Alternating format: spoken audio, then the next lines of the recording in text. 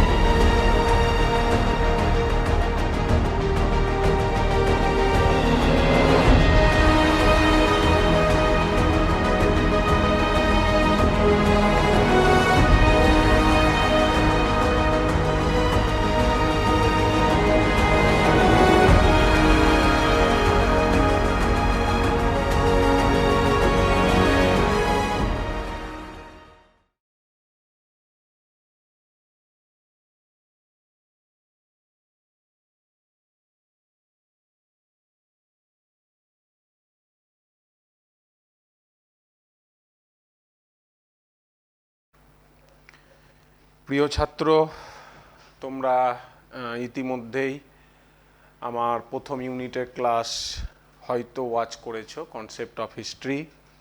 তারপরে সেকেন্ড অধ্যায়টা তোমাদের অন্য স্যার প্রিয়ব্রত মণ্ডল নিয়েছেন। আমি আজকে তোমাদের যেটা শুরু করব সেটি হচ্ছে থার্ড ইউনিট, তৃতীয় অধ্যায়। আমি তন্ময় পাণ্ডে, দাল্লা চন্দ্রমোহন বিদ্যা মন্দির। তোমরা ইতিমধ্যে আমার পরিচিতি সম্পর্কে অবগত হয়েছ। আজকে তৃতীয় অধ্যায়ের তোমাদের যে ক্লাসটি হবে সেটি হচ্ছে প্রতিরোধ ও বিদ্রোহ, বৈশিষ্ট্য ও বিশ্লেষণ। প্রতিরোধ ও বিদ্রোহ, রেজিস্ট্যান্স অ্যান্ড রেভলিউশন। প্রতিরোধ ও বিদ্রোহ সেই অষ্টাদশ শতাব্দী এবং ঊনবিংশ শতাব্দীতে আমাদের আদিবাসী সমাজ এবং কৃষকেরা যে কলোনিয়াল মাস্টার, সাম্রাজ্যবাদী শাসক, তাদের এগেনস্টে কেন তারা বিদ্রোহ করেছিল এবং কোন কোন অঞ্চলে বিদ্রোহগুলো হয়েছিল সেগুলো নিয়েই তোমাদের এই অধ্যায়টা টোটালটাই দেওয়া আছে, তৃতীয় নম্বর অধ্যায়। তো আজকে যেটি আলোচনা হবে প্রতিরোধ ও বিদ্রোহ, রেজিস্ট্যান্স অ্যান্ড রেভলিউশন, এর একটি অংশ, তোমাদের একটি অংশ আলোচনা হবে, সেটি হচ্ছে কলোনিয়াল ফরেস্ট ল, ঔপনিবেশিক অরণ্য আইন। আমি আবার বলছি, তোমাদের আজকে যেটি আলোচনা হবে কলোনিয়াল ফরেস্ট ল, ঔপনিবেশিক অরণ্য আইন and the reaction of the Adivasi people. এবং ব্রিটিশরা যখন এই ঔপনিবেশিক অরণ্য আইনগুলো করলো, তখন আমাদের ভারতীয় আদিবাসী মানুষ, উপজাতি মানুষ তথা কৃষক সম্প্রদায়ের প্রতিক্রিয়াটা কি হয়েছিল, এটি আজকে তোমাদের আলোচনাটা হবে। তো কলোনিয়াল ফরেস্ট ল, ঔপনিবেশিক অরণ্য আইন। তাহলে ঔপনিবেশিক অরণ্য আইনটা তোমরা লেখাটা দেখেই বুঝতে পারছো যে যারা উপনিবেশ বিস্তার করেছিল, অর্থাৎ ব্রিটিশরা আমাদের দেশে, তারা তাদের নিজ স্বার্থের জন্য আমাদের যে অরণ্য সংকুল, যে ভারতবর্ষের একটা বিস্তীর্ণ এলাকা, সেই এলাকা তারা নিজেদের সামরিক এবং অর্থনৈতিক উদ্দেশ্য সাধনের জন্য বিভিন্ন সময়ে বিভিন্ন আইন তারা করে। কাদের ওপরে করে? যারা আমাদের অরণ্য এবং পর্বত সংকুল এলাকায় বসবাস করত, অবশ্যই আদিবাসী। এইবারে প্রথমে তোমাদের আমি একটু ধারণা দিই, আদিবাসীটা কারা। ভারতবর্ষে প্রাচীনকাল থেকেই এখনো পর্যন্ত একটা বিস্তীর্ণ অঞ্চল, একটা সমাজ, যারা অরণ্যে বসবাস করে, অরণ্যের সন্তান, যারা উপজাতি হিসাবে চিহ্নিত, এই একটা সম্প্রদায় যারা অরণ্য থেকেই তারা শিকার করে, অরণ্যই তাদের কাছে হচ্ছে দৈনন্দিন জীবিকা নির্বাহের পীঠস্থান। সেই অরণ্যের অধিবাসীরা এই যে ভারতবর্ষের যে আমাদের বর্তমানে এখন পর্যন্ত তোমরা খবরাখবরগুলোতে দেখবে যে আমাদের 1 থেকে 36 বা 37টি আদিবাসী বা উপজাতি সম্প্রদায়ের লিস্ট আছে। আমরা কথায় কথায় ধরে নিই সাঁওতাল মানেই আদিবাসী, তা নয় কিন্তু। সাঁওতাল হচ্ছে আমাদের এই 1 থেকে 36 যে লিস্ট, তার মধ্যে সাঁওতালরা হচ্ছে 18 বা 19তম নম্বরে পড়ে। তো এই আদিবাসীটা কারা?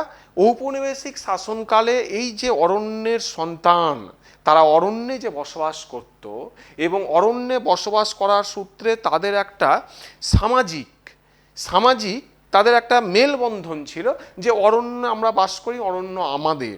তারা কি করত? অরণ্য থেকে শিকার করত, অরণ্যের ফলমূল তারা সংগ্রহ করত, অরণ্যে প্রয়োজনে তারা কাঠকে জ্বালানি হিসাবে ব্যবহার করত। আর কি করত?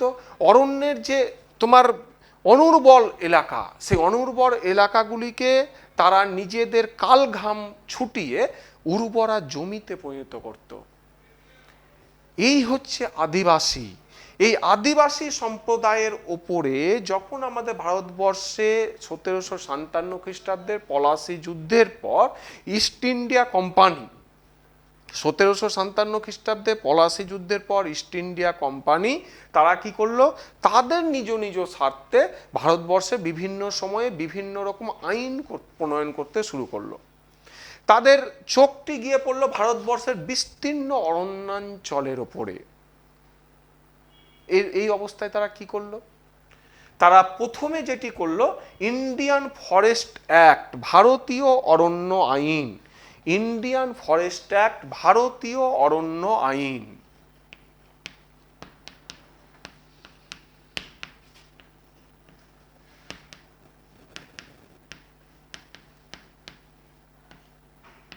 এই ভারতীয় অরণ্য আইনটা তারা পাস করার জন্য উদ্গ্রীব হয়ে উঠল। এবারে আমরা আসি ভারতীয় অরণ্য আইন। তারা যখন কলোনিয়াল মাস্টাররা আমাদের দেশে এটা লাঘব করতে শুরু করলো, তার আগে তারা ফরেস্ট চার্টার, যেটি বললাম ফরেস্ট চার্টার,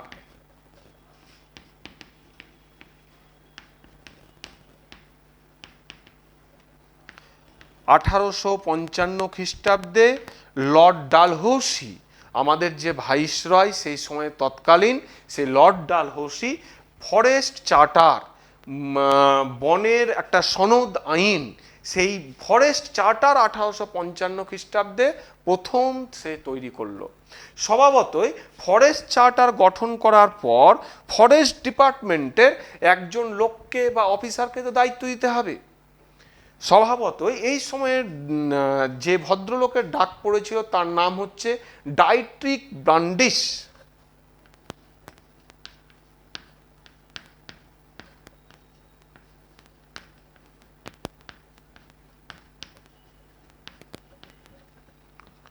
এইটা তোমরা মাথায় রাখবে 2 মার্কের কোশ্চিনে। কেন? ডাইট্রিক বান্ডিস কে ছিল? 2 মার্কের কোশ্চিন। তো ডাইট্রিক বান্ডিস হচ্ছিল একজন জার্মান উদ্ভিদবিদ। তাকে ব্রিটিশরা কি করলো?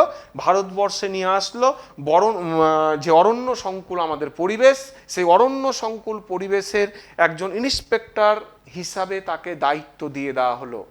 স্বভাবতই এই ভদ্রলোক দায়িত্ব পাওয়ার পর তিনি যেটি প্রথম করলেন 1864 খ্রিস্টাব্দে, 1864 খ্রিস্টাব্দে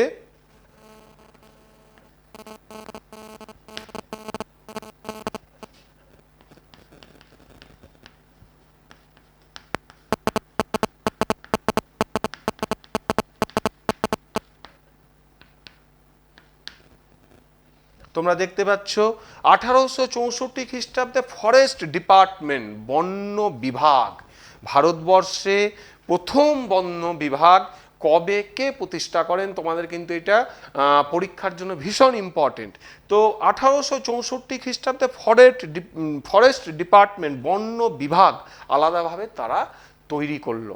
স্বভাবতই এই বন্য বিভাগের দ্বারাই ভারতবর্ষে প্রথম ইন্ডিয়ান ফরেস্ট অ্যাক্ট পাস হয়ে গেল 1865 খ্রিস্টাব্দে। ভারতবর্ষের প্রথম ভারতীয় অরণ্য আইন পাস হলো 1865 খ্রিস্টাব্দে। দ্বিতীয় অরণ্য আইন, অর্থাৎ কলোনিয়াল মাস্টাররা ভারতবর্ষে তিনটে অরণ্য আইন পাস করেছিল। তোমাদের 2 মার্ক 1 মার্কের জন্য ভীষণ ইম্পর্টেন্ট, এটা মাথায় রাখবে। তাহলে প্রথম ভারতীয় অরণ্য আইন কবে পাস হলো? 1865 খ্রিস্টাব্দে। এটি হলো ফার্স্ট অরণ্য আইন। সেকেন্ড অরণ্য আইন পাস হলো 1878 খ্রিস্টাব্দে, এটি হলো সেকেন্ড, এটা মাথায় রাখতে হবে তোমাদের। থার্ড অরণ্য আইন পাস হয়েছিল 1927 খ্রিস্টাব্দে, এটা হচ্ছে তৃতীয়। তাহলে তোমরা দেখতে পাচ্ছ যে কলোনিয়াল মাস্টাররা ভারতবর্ষে তাদের সামরিক এবং অর্থনৈতিক উদ্দেশ্য সাধনের জন্য তারা আমাদের যে পর্বত সংকুল পরিবেশ এবং অরণ্য বিস্তীর্ণ এলাকা ভারতবর্ষের টোটালটাতে নিজ স্বার্থের জন্য প্রথমে তারা যেটা করলো, ফরেস্ট চার্টার লর্ড ডালহৌসি 1855 খ্রিস্টাব্দে, ডাইট্রিক বান্ডিস জার্মান ভূতত্ত্ববিদকে নিয়ে আসলো, উনার প্রচেষ্টায় 1864 খ্রিস্টাব্দে ফরেস্ট ডিপার্টমেন্ট বন্য বিভাগ প্রথম ভারতবর্ষে তৈরি হলো। এই বন বিভাগের দ্বারা প্রথম ভারতবর্ষে ইন্ডিয়ান ফরেস্ট অ্যাক্ট, ভারতীয় অরণ্য আইন পাস হয়ে গেল। তাহলে ভারতবর্ষে কটি অরণ্য আইন পাস হয়েছিল? 3টি।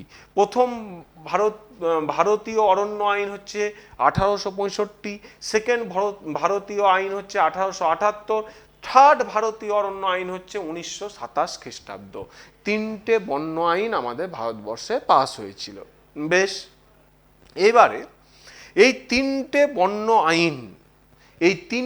বন্য আইন যে পাস হলো, এই আইনগুলি কেন পাস হয়েছিল? তোমাদের এবারের সামনের বার যে তোমরা নেক্সট আগামী দিনে মাধ্যমিক পরীক্ষাটি দেবে, আমরা তোমাদের প্রথম দিন থেকে আমাদের ইতিহাস বিষয়ে বলেছি যে আমরা তোমাদের সুবিধের জন্য চ্যাপ্টার ওয়াইজ কিছু কোশ্চিন আমরা করে নিয়েছি। আমাদের মনে হয়েছে যে এই কোশ্চিনগুলো ভীষণ ইম্পর্টেন্ট। প্রথম অধ্যায়ে আমি আলোচনা করেছি, এবারে থার্ড অধ্যায়ে তোমাদের কিন্তু এইখানে একটি 4 মার্কের ভীষণ ইম্পর্টেন্ট কোশ্চিন হয়। সেটি হচ্ছে যে কলোনিয়াল মাস্টাররা ভারতবর্ষে বা সাম্রাজ্যবাদী শাসকরা ভারতবর্ষে কেন অরণ্য আইন পাস করেছিল। এটি কিন্তু তোমাদের 4 মার্কের জন্য আগামী মাধ্যমিকের এক্সামে আমাদের মনে হয়েছে যে এটা ভীষণ ইম্পর্টেন্ট। তাহলে এবারে আমরা চলে আসি যে ভারতীয় অরণ্য আইন বা কলোনিয়াল মাস্টাররা কেন আমাদের দেশে অরণ্য আইন পাস করেছিল। তো প্রথমেই যেটি বলছিলাম যে তারা যে আমাদের দেশে আইনটা পাস করলো, তাদের নিশ্চয়ই কিছু স্বার্থ ছিল। তাহলে প্রথম একটি স্বার্থ আমি তোমাদের আজকে অবগত করব, সেটি হচ্ছে কি? সেটি হচ্ছে প্রথমে হচ্ছে তাদের একটা সামরিক উদ্দেশ্য ছিল। সামরিক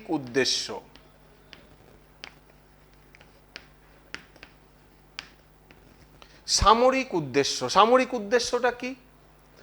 সেই সময়ে তোমরা জানবে যে ইংল্যান্ডকে বলা হয় গোটা পৃথিবীর মধ্যে সমুদ্রের রানী, তাই তো?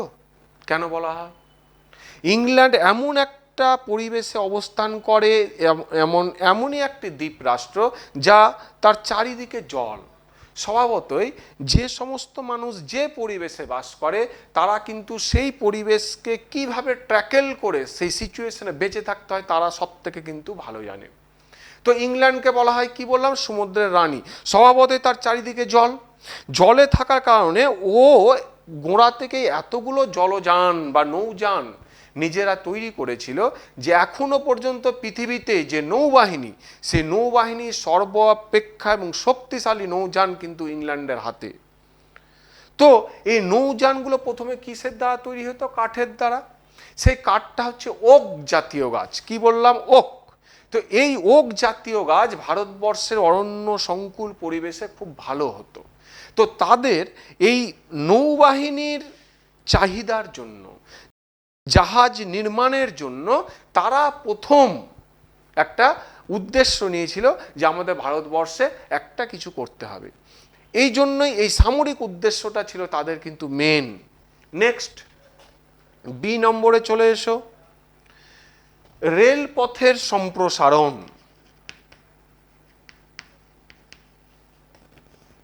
রেলপথের সম্প্রসারণ প্রিয় ছাত্র, তোমরা জানবে যে 1855 খ্রিস্টাব্দে যখন লর্ড ডালহৌসি প্রথম ফরেস্ট চার্টার তৈরি করলো, তার 2 বছর আগে 1853 খ্রিস্টাব্দে ভারতবর্ষে প্রথম রেলওয়ে সিস্টেম আমাদের দেশে ইন্ট্রোডিউস হয়ে যায়।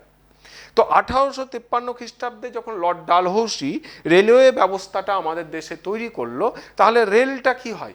রেল, তোমরা যারা ট্রেনে উঠেছো তারা দেখবে সেই রেল যে লাইনটা পাতা থাকে তার উপর দিয়ে রেল গাড়ি যায়, যে লোহার পাটাতনটা পাতা থাকে সেটাকে বলা হয় রেল।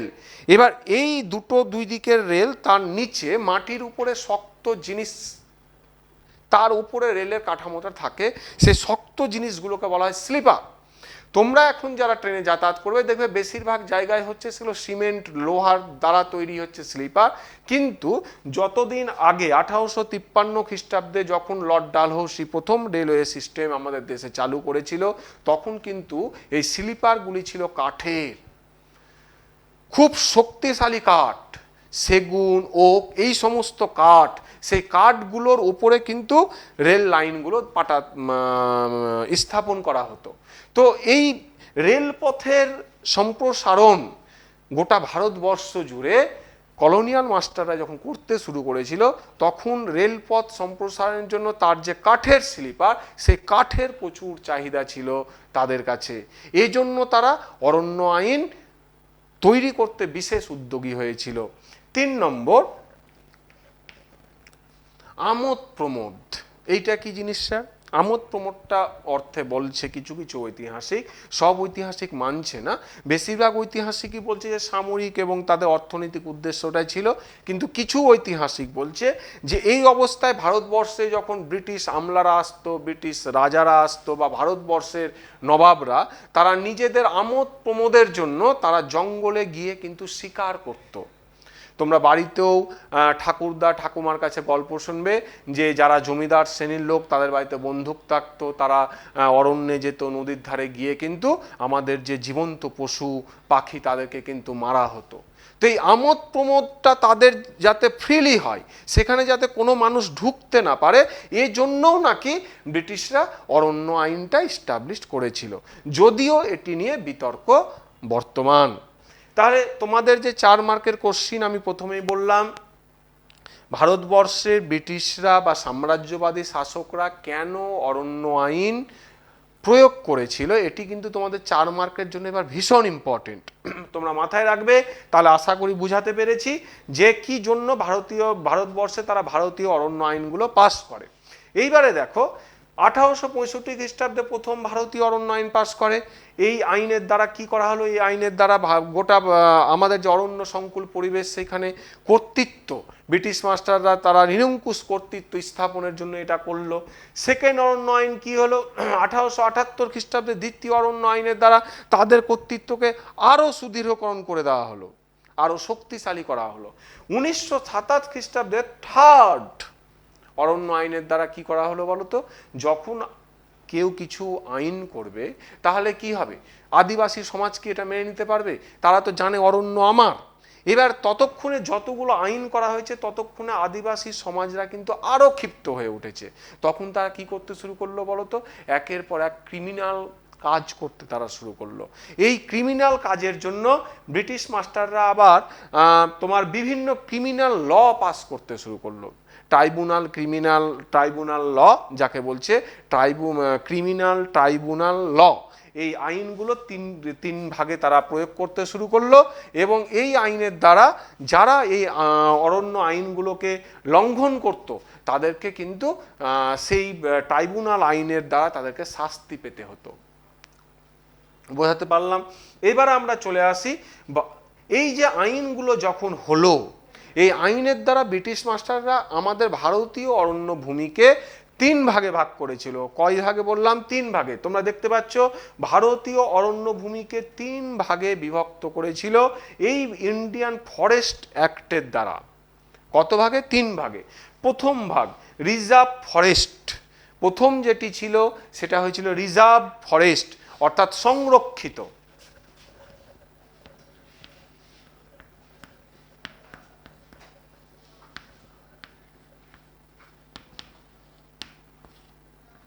সংরক্ষিত অরণ্য। Next, protected forest. দ্বিতীয় নম্বর হচ্ছে প্রোটেক্টেড ফরেস্ট, সুরক্ষিত অরণ্য।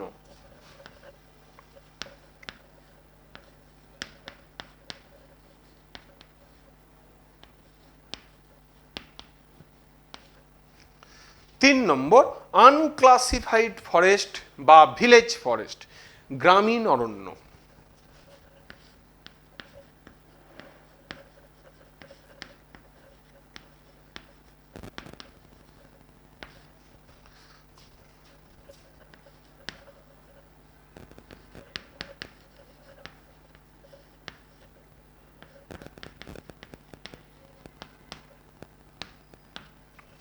তাহলে তোমরা কি দেখতে পাচ্ছ যে ভারতবর্ষে ঔপনিবেশিক শাসকরা তারা নিজ অর্থনৈতিক এবং সামরিক উদ্দেশ্য সাধনের জন্য তিনটি ভারতীয় অরণ্য আইন পাশ করে।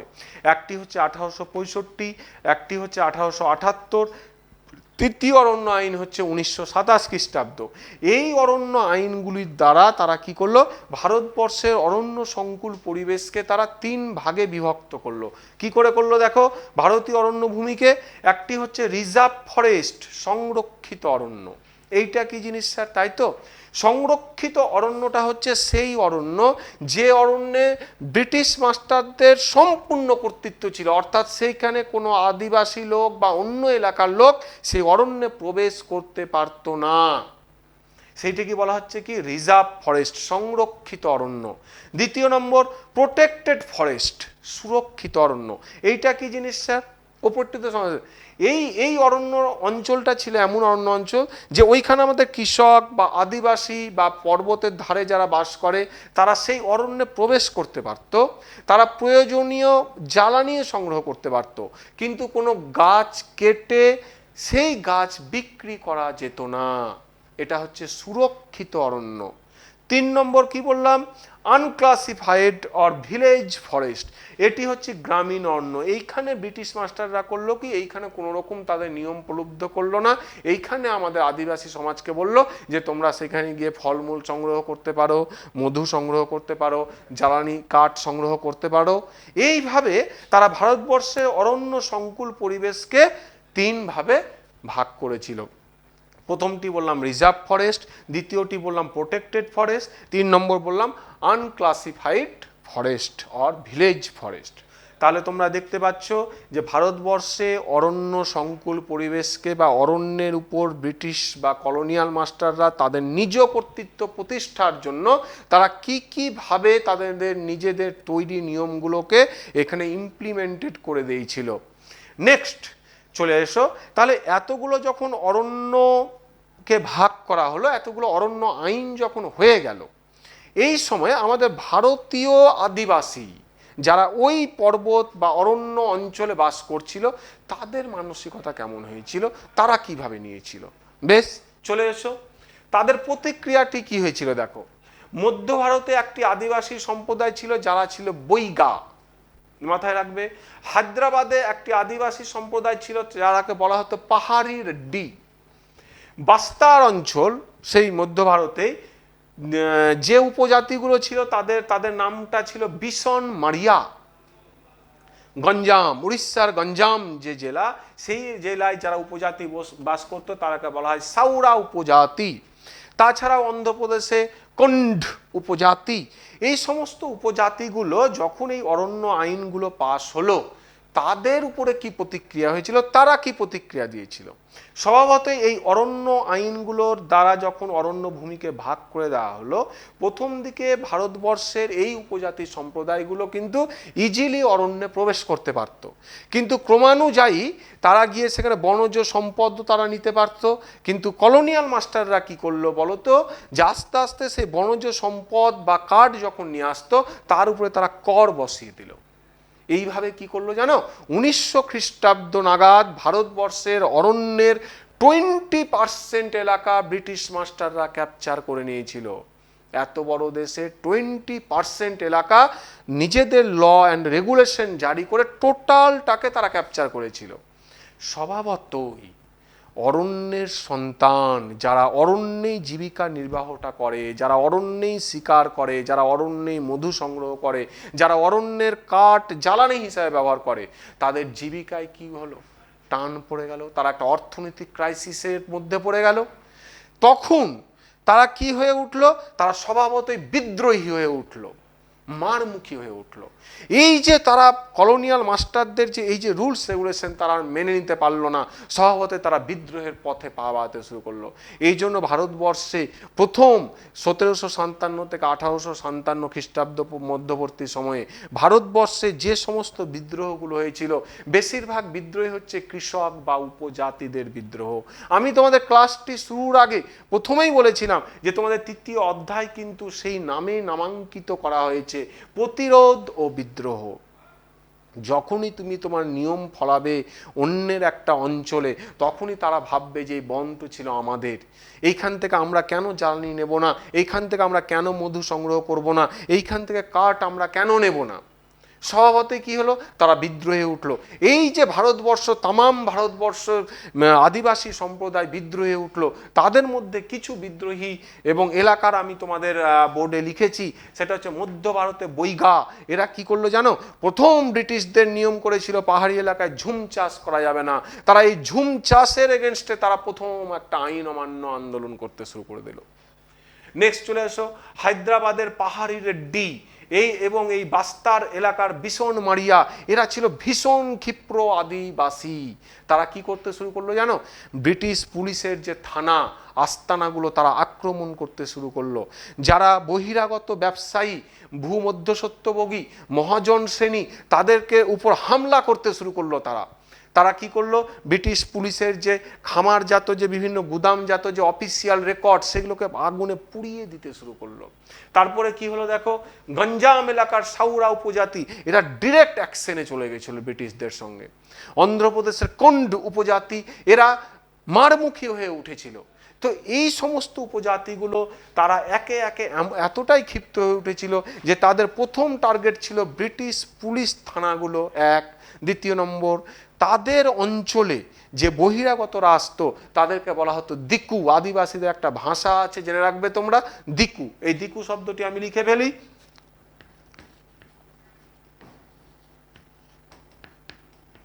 দিকু শব্দটি তোমাদের মাধ্যমিকের জন্য ভীষণ এক মার্কে ইম্পর্টেন্ট। দিকু, দিকু শব্দের অর্থ হচ্ছে বহিরাগত। আমাদের যে আদিবাসী সম্প্রদায়, তাদের যে নিজ এলাকায় যখনই তারা বাইরের ব্যবসায়িক, জমিদার, মহাজন, খ্রিস্টান মিশনারিদের দেখত, তখন তারা এই শব্দটি উচ্চারণ করত, দিকু, অর্থাৎ বহিরাগতরা এসেছে এবং আমাদের সমাজে তারা নতুন কিছু ইমপ্লিমেন্ট করতে চাইছে বা নতুন কিছু তারা আমাদের সমাজকে ভেঙে দিতে চাইছে। তো এই দিকুদেরকে তারা কিন্তু প্রথম এই আদিবাসী সম্প্রদায়ের যখন এই আইনটা পাস হলো, তাদের প্রথম টার্গেটটা পড়লো ব্রিটিশ পুলিশ যে থানাগুলো আর হচ্ছে ব্রিটিশ আশ্রিত জমিদার মহাজন শ্রেণী, তাদেরকে আক্রমণ করতে তারা শুরু করলো। তারপর এক এক করে বিভিন্ন যে খামার বাড়িগুলো তারা জ্বালিয়ে দিতে শুরু করলো। এই যে গঞ্জাম এলাকার সাউরা উপজাতি দেখছো উড়িষ্যায়, এরা এতটাই ক্ষিপ্র ছিল যে এই সমস্ত আইন, এই যে ব্রিটিশদের তৈরি আইন, তারা মানতে পারতো না। তারা আইনগুলিকে লঙ্ঘন করে অনায়াসে রিজার্ভ ফরেস্টে ঢুকে যেত। রিজার্ভ ফরেস্টে ঢুকে গিয়ে গাছ কেটে নিয়ে আসতো, সেইখানে অন্য গুরুত্বপূর্ণ গাছে তারা আগুন জ্বালিয়ে দিত, রাগের ক্ষোভে বশবর্তী হয়ে।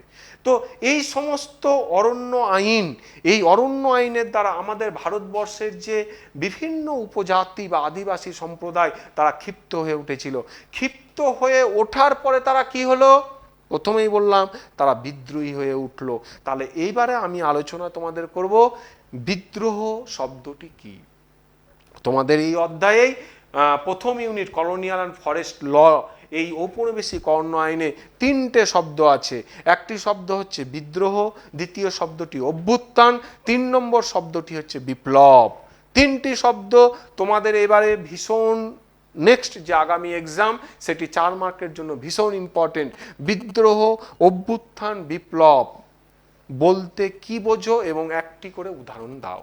তো এই যে আদিবাসী সম্প্রদায় বিদ্রোহী হয়ে উঠলো, এবার আমরা বিদ্রোহটা কি এটা নিয়ে আমরা তোমাদের সামনে আলোচনা করব।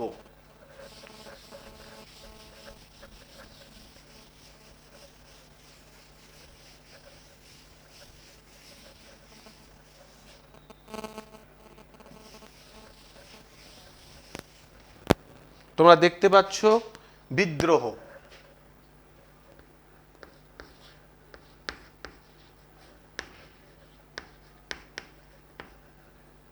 বিদ্রোহ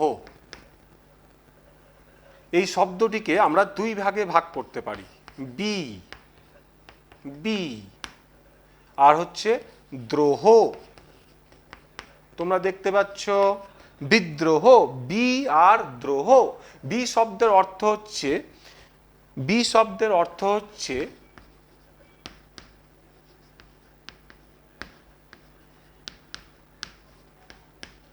বিশিষ্ট রূপে, আর দ্রোহ শব্দের অর্থ হচ্ছে হিংসা করা।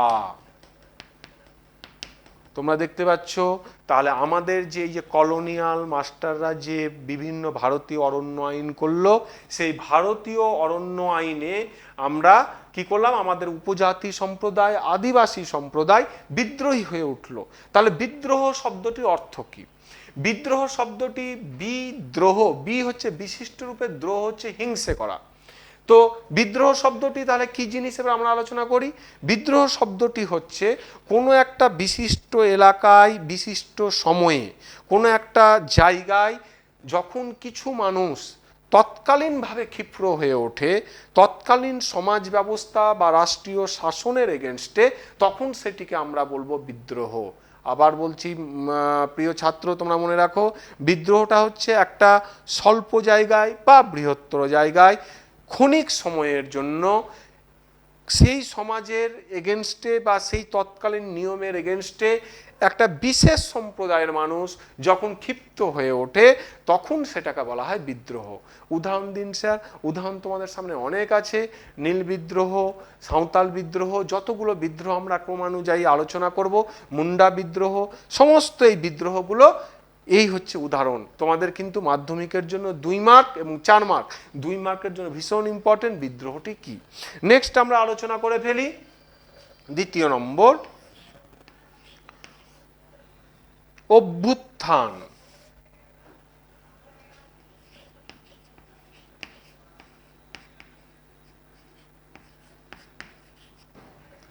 তোমরা দেখতে পাচ্ছ অভ্যুত্থান, প্রথমটি হলো বিদ্রোহ, দ্বিতীয়টি হলো অভ্যুত্থান। অভ্যুত্থানটা কি জিনিসটা? এই ওয়ার্ডগুলো তো মনে হচ্ছে একই রকম, হ্যাঁ দেখে মনে হচ্ছে একই রকম, কিন্তু ব্যুৎপত্তিগত অর্থর দিক দিয়ে তিনটে ওয়ার্ডের তিনটে মিনিং। বিদ্রোহ আলাদা জিনিস, অভ্যুত্থান। অভ্যুত্থানটা কি জিনিস?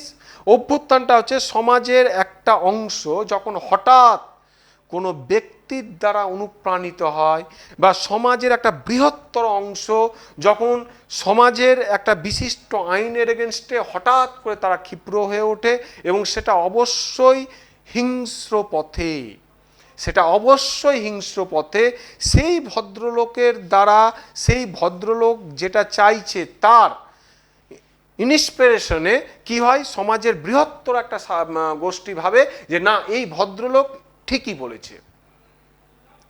যে ঘটনাটা ঘটে এবং এই ভদ্রলোক বা এই শ্রেণীর লোক মারা যাওয়ার পর সেই নিয়মটা ভেঙে যায়। আবার আমি বলছি, বোঝার চেষ্টা করো। অভ্যুত্থানটা হচ্ছে সমাজের এক পাশে একটা বৃহত্তর সমাজ যখন একটা বিশেষ মানুষের দ্বারা অনুপ্রাণিত হয়ে ওঠে, বা সমাজের একটা বিশেষ গোষ্ঠীর দ্বারা, সমাজের বিপুল একটা মানুষ তারা কি মনে করে যে ওরা যেটা বলছে সেটাই ঠিক, যেই ভদ্রলোক বলছে যে এটা এই করতে হবে এটাই ঠিক, সমাজের বৃহত্তর মানুষের ওপর তার ব্যক্তিগত ক্যারিশমার দ্বারা সে সমাজকে ঐক্যবদ্ধ করে তোলে, এবং তার ক্যারিশমার দ্বারা সমাজকে নিয়ে সে হিংস্র পথে রাষ্ট্রের এগেনস্টে লড়াইটা শুরু করে, তাকে বলা হচ্ছে অভ্যুত্থান। একটা উদাহরণ দিন স্যার। অভ্যুত্থান, হিটলারের অভ্যুত্থান। হিটলারের নাম তোমরা ক্লাস 9-এ পড়েছিলে। হিটলারের পার্টি হচ্ছে নাৎসি পার্টি, নাজি পার্টি। তার লেখা বইয়ের নাম হচ্ছে মেইন ক্যাম্প, আমার সংগ্রাম। এই লেখা বই পড়ে গোটা জার্মানি হিটলার অনুগামী হয়ে উঠেছিল। ভদ্রলোক যেদিন মারা যাচ্ছে, দ্বিতীয় বিশ্বযুদ্ধের দিন, বিশ্বযুদ্ধের শেষের দিকে মাটির নিচে আত্মহত্যা করছে তার স্ত্রীকে, ইভা ব্রাউনকে নিয়ে, সেই সময়ে তার মারা যাওয়ার পর এই নাৎসি পার্টি কিন্তু পৃথিবীর বুক থেকে নিশ্চিহ্ন হয়ে গেছে। তো হিটলারের অভ্যুত্থান, মুসোলিনির অভ্যুত্থান, এই নামগুলো তোমরা অলরেডি জেনে গেছো। নেক্সট আমরা চলে আসব অভ্যুত্থানের পরে 3 নম্বর, বিপ্লব। বিপ্লব, বিপ্লবটি কি জিনিস স্যার? বিপ্লব শব্দটির অর্থ হচ্ছে আমূল পরিবর্তন। 1 মার্কের কোশ্চেনের জন্য ভীষণ ইম্পর্টেন্ট তোমাদের সামনে। বিপ্লব শব্দের অর্থ হচ্ছে আমূল পরিবর্তন। আমূল পরিবর্তন অর্থাৎ সমাজের বৃহত্তর জনগণ যখন সমাজের সামাজিক, রাজনৈতিক, অর্থনৈতিক সমস্ত বৃহৎ একটা জায়গায় পরিবর্তন চাইবে, সমাজের বিশালতম একটা সুদূর প্রসারী ফলাফল আশা করবে, সেই সময় এর ফলাফলটা সবসময় ইতিবাচকই হয়। তো বিপ্লব শব্দের অর্থ হচ্ছে আমূল পরিবর্তন। আমূল পরিবর্তন মানে সমাজের আমূল পরিবর্তন, অর্থনীতির আমূল পরিবর্তন, রাজনীতির আমূল পরিবর্তন, এবং এটি সবসময় ইতিবাচক হয়। যেমন স্যার উদাহরণ দেন, ফরাসি বিপ্লব, আমেরিকার স্বাধীনতা বিপ্লব, ইংল্যান্ডের গৌরবময় বিপ্লব। বিপ্লবগুলি অনেক সময় হিংস্র পথে হতে পারে, অনেক সময় শান্তভাবেও হতে পারে। তো এই বিপ্লবের ফলাফল কিন্তু একটা বিশাল দীর্ঘমেয়াদী হয়। বিদ্রোহ যেটা হয় না, অভ্যুত্থান যেটা হয় না, বিপ্লবটা কিন্তু আমাদের পৃথিবীর বুকে বা সেই দেশে থেকে যায়। তো তোমাদের এই পরীক্ষার জন্য, সামনের পরীক্ষার জন্য ভীষণ ইম্পর্টেন্ট, বিদ্রোহ, অভ্যুত্থান ও বিপ্লব বলতে কি বোঝো এবং একটি করে উদাহরণ তোমরা দিয়ে দাও।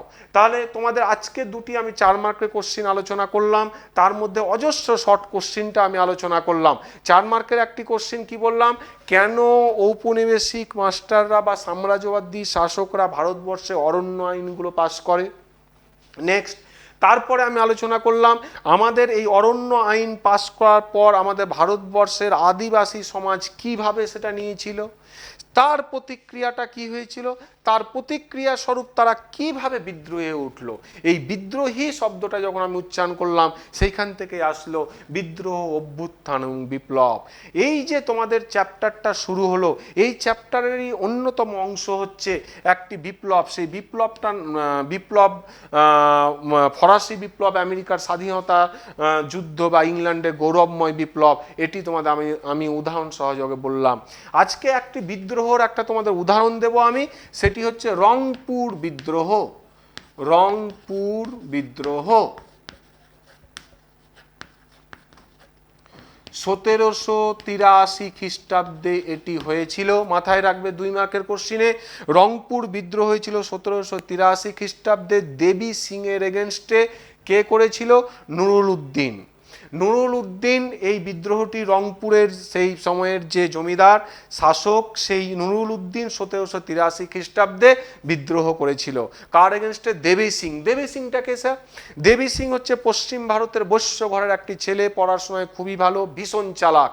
তাকে লর্ড ওয়ারেন হেস্টিংস এই বাংলায় নিয়ে এসেছিল। কোথায় নিয়ে এসেছিল? দিনাজপুর, রংপুরের যে দেওয়ান, সেই দেওয়ান হিসাবে তাকে নিযুক্ত করেছিল। নাবালক পুত্র ছিল রাজা, সে যেহেতু কাজ করতে পারবে না, তার জায়গায় এই দেবী সিংকে নিয়ে এসেছিল দেওয়ান পদে। পরিণাম কি হয়েছিল জানো?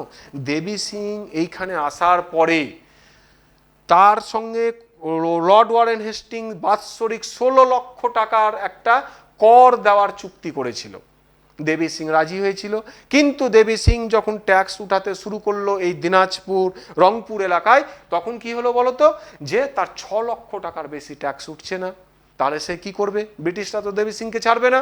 দেবী সিং তখন আমাদের এই অসহায় কৃষক, উপজাতি সম্প্রদায়ের উপরে বলপূর্বক মারতে শুরু করলো, জোর করে ট্যাক্স আদায় করতে শুরু করলো, জোর করে তাদের জমিগুলো, জমিদারদের জমিগুলো ইজারা নিয়ে নিল, নিয়ে কি করতে শুরু করলো? অত্যাচার শুরু করলো।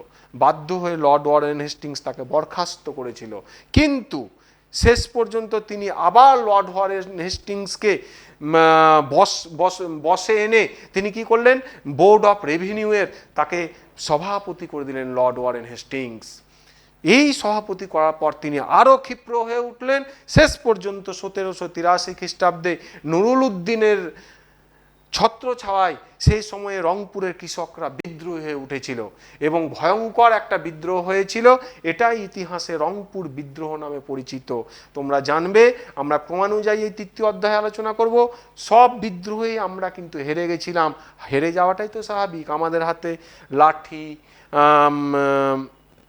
কুড়াল, তীর ধনুক, অন্যদিকে আমাদের এগেনস্টে সেই কামান, সেই বন্দুক, তাদের সঙ্গে আমাদের লড়াই তো কোনোদিনও আমরা জিতবো না। স্বভাবতই রংপুর বিদ্রোহে আমরা হেরে গেছিলাম ম্যাকডোনাল্ড বাহিনীর কাছে। কিন্তু ইতিহাসে এই বিদ্রোহটি একটি যুগান্তকারী ইতিহাস তৈরি করে রেখেছে। আজকে আমি তোমাদের এই ক্লাসটি এই পর্যন্তই আলোচনা করলাম যে ভারতীয় ইন্ডিয়ান ফরেস্ট অ্যাক্ট কটি, ভারতীয় অরণ্যভূমিকে কয়টি ভাগে ভাগ করা যায়, আমাদের আদিবাসীরা কি হিসাবে নিয়েছিল, আর বিদ্রোহ, অভ্যুত্থান, বিপ্লব বলতে তোমরা কি বোঝো। এই নিয়েই আজকে তোমাদের তৃতীয় অধ্যায়ের প্রথম ক্লাসটি আমি শেষ করলাম। ভালো থাকবে, সুস্থ থাকবে।